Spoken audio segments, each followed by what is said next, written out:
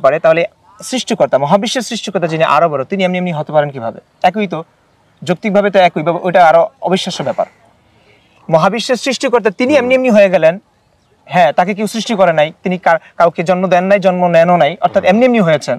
তিনি এমনি এমনি হতে পারলে মহাবিশ্ব, যেটা প্রত্যেকটা জিনিস সৃষ্টির পিছনে বিজ্ঞান ব্যাখ্যা দাঁড় করিয়েছে। এই যে পানি কিভাবে আসে, কোত্থেকে আসে, একটা গাছ কেন হয়, মাটিতে কি শক্তি থাকার কারণে হয়, কি শক্তি অনুপস্থিত থাকার কারণে গাছটা মরে যাবে, সবকিছুর ব্যাখ্যা। যেমন বিজ্ঞান প্রমাণ, যেমন বিজ্ঞান প্রমাণ করছে যে বিমানটা এখন উপরে উঠলে আর কোনো কি হবে না, হ্যাঁ ক্ষতিগ্রস্ত হবে না, কিন্তু উঠার পর আকাশে বাস্ট হয়ে গেল, ধ্বংস হয়ে গেল, তখন বিজ্ঞান এখানে কি হলো? ত্রুটির কারণে হতেই পারে, স্বাভাবিক।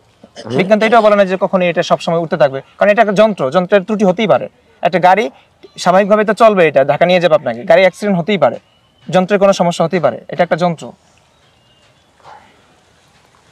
তার মানে হচ্ছে ফিলোসফি বলে, দর্শন বলে যে ঈশ্বর বিশ্বাস, সৃষ্টিকর্তা বিশ্বাস, অবিশ্বাস 50-50। অথচ হ্যাঁ 50-50 কেন? এই যে মূলেই তো আমরা আসলাম। কেন মূলে আসলাম? এই যে মূলে যদি আসি, সৃষ্টিকর্তাকে আপনি বললেন যে পৃথিবী এমনি এমনি হতে পারে না, গাছপালা নদী নালা এমনি এমনি হতে পারে না, মহাবিশ্ব এমনি এমনি হতে পারে না, কিছুই এমনি এমনি হতে পারে না, এর জন্য স্রষ্টা অবশ্যই আছে।